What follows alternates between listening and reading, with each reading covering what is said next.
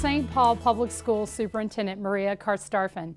Thank you for taking time from your workday or your family to learn about how we in St. Paul Public Schools are meeting the 5-year goals we set for ourselves in the Strategic Plan for Continued Excellence in the winter of 2007. If there is one thing that I have learned since becoming the superintendent here a year and a half ago, it is this. If any school district anywhere in this state or country is going to overcome the challenges in urban public education today, it will be this one. We have the talent, the team, and tenacity. With the support of our families, partners, and community, we can also create the collective will to make it happen for all children. History has shown that times of great challenge and transition bring great solutions and accomplishments. We have been reminded of such significant challenges in the recent anniversaries of transformational turning points, specifically the launch of Sputnik and the integration of Little Rock Central High School 50 years ago, both within a few weeks of each other, and both which set a new course for science and education in the United States for decades to come. In addition to these noteworthy anniversaries, we in St. Paul Public Schools have just finished celebrating 150 years of excellence. Perhaps it is the reminder of these historical turning points, or perhaps it is my upbringing in Selma, Alabama, where the legacies of John F. Kennedy and Martin Luther King Jr. live on so strongly that prompts me to recall the words of one of the most revered leaders for social justice in our country's history. On January 9, 1961, 11 days before his inauguration as the 35th President of the United States, John F. Kennedy addressed the Massachusetts legislature as senator for the last time. At that time, he reflected on how the future would judge his service and that of his colleagues, noting that such judgment would be measured by the answers to 4 questions. First, were we truly men of courage? Second, were we truly men of judgment with the perceptive judgment of the future as well as the past? Third, were we truly men of integrity who never ran out on their principles in which they believed or the people who believed in them? Finally, were we truly men of dedication, devoted solely to serving the public good? Those questions, I believe, can also be a guide as to how we judge this past year and how we will judge the service of this school district into the future.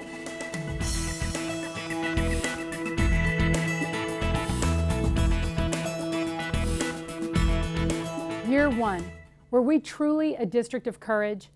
Before I talk about how our district and schools have fared for the short term, I want to take a moment to reflect on the tremendous internal transition this school system has experienced in the last 3 years and put that transition and the significant challenges we face in urban public education today into perspective. I am the 4th superintendent in this district since 2005, following in the steps of 2 interim superintendents and my predecessor, who laid the foundation for school reform that helped put us on the path to slow, steady progress. In spite of the fear, uncertainty, and doubt that leadership transitions usually bring, St. Paul Public Schools not only remained strong, but built enough community support in a time of transition to pass a 6-year referendum in a year when most school district referenda in the state failed, which to me illustrates courage and commitment. That is not to say that St. Paul Public Schools and I, as the superintendent, have not experienced difficult moments during this transition into the new leadership with new expectations and a new strategic plan. But it speaks to the possibility of what people in this school district and this community can accomplish, of the solutions we can bring in times of great transition and times of great challenge. Slightly more than 35 years ago, we benefited from the results of another great turning point in Minnesota's history, known as the Minnesota Miracle of 1971, which resulted in the restructuring of the state's fiscal policy to equalize disparities between property tax-rich and property tax poor districts, Sputnik, integration, and the statewide fiscal restructuring, three great challenges that changed the course of state and national history. Each brought discomfort, each prompted debate, and each required optimism and courage. As Martin Luther King Jr. noted, the ultimate measure of a man is not where he stands in moments of comfort and convenience, but where he stands at times of challenge and controversy. I believe that we are currently in a time of great challenge and controversy in urban public education, and St. Paul Public Schools specifically. Our challenges include raising the bar on learning for all of our students, no matter where they come from, who their families are, or how well or ill prepared they are for school. Closing the persistent achievement gaps that exist among poor students, middle and upper class income students, and between students of color and white students. Changing our educational delivery model to reflect the needs of our current and future communities and workforce. And making education rigorous, competitive, relevant, and respectful to all of our students and families. Again, we have the talent and the team and the partners to overcome our challenges. With the support of our families and community, we can also create the collective will and the courage to do so.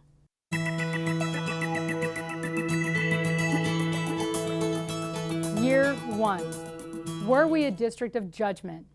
How did we meet the measured outcomes we set in our strategic plan?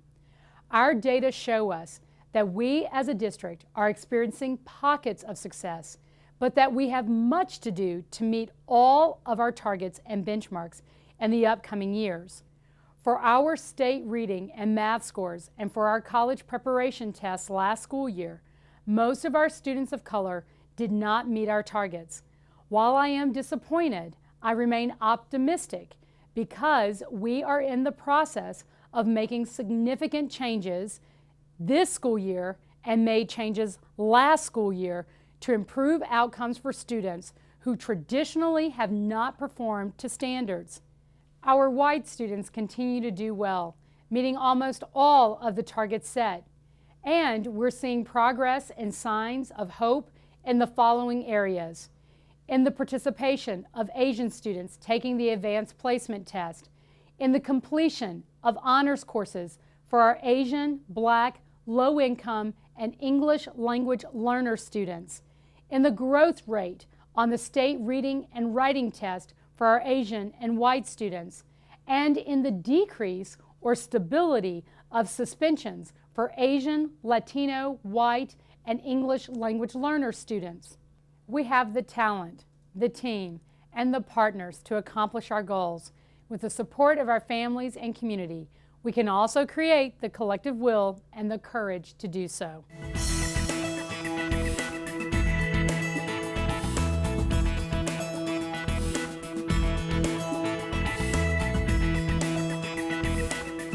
Year 1. Were we a district of integrity? What we have right now is a start. We have begun to change our workflow, to change expectations, and to change our service delivery. Already we have reorganized the administrative structure to better support schools and programs, increased community connections, changed the school calendar to add instructional time, completed and begun implementation of a comprehensive professional development plan, completed a resource allocation study, a human resource audit, and started a master operations plan, all while making real-time adjustments to the day-to-day work in these areas to address the deficiencies we are uncovering and to build on our strengths. Now we must follow through on our promises and deliver to our clients, our families, communities, partners, and our staff. This is what they have asked for. Revitalized school programming that meets students' needs and market demands. More rigorous coursework that expects more from our students, not less. A shared accountability model, which is being launched very shortly. and future-focused education so that our students are prepared not only to graduate, but to graduate to something great. We have the talent, the team, and the partners to accomplish our goals.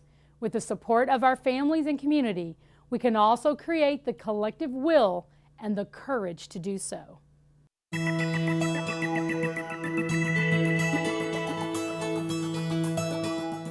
Year 1. Were we a district of dedication? Accountability without trust will only get compliance, and compliance will not move an agenda forward. What we hope to accomplish may seem impossible and even unimaginable to some. When I hear that we face an impossible challenge, that there may be too many obstacles inside and outside of the school system, or that our expectations are even too high, I reflect on the words of former South African President Nelson Mandela, who said simply, "It always seems impossible until it's done."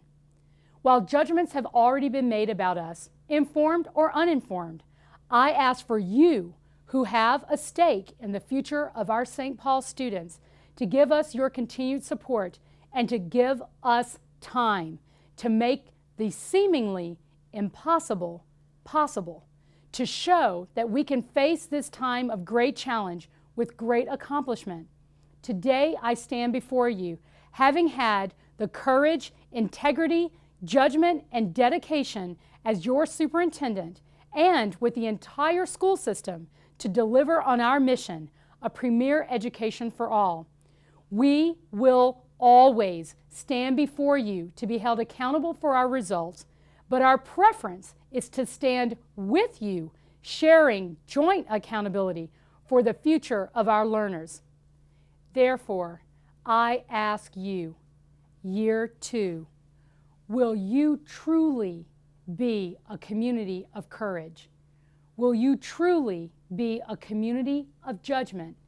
Will you truly be a community of integrity? And will you truly be a community of dedication by joining us on our journey and by judging us not only with fairness, but with optimism for the future of all St. Paul's learners? 150 years from now, will we truly be a school community of excellence? I say we will.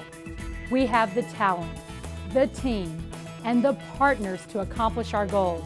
With the support of our families and community, we can also create the collective will and the courage to do so. Thank you.